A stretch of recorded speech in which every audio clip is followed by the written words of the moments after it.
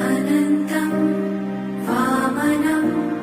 शौर्यं वैकुण्ठं पुरुषोत्तमं वासुदेवं ऋषिकेशं माधवं मधुसूदनं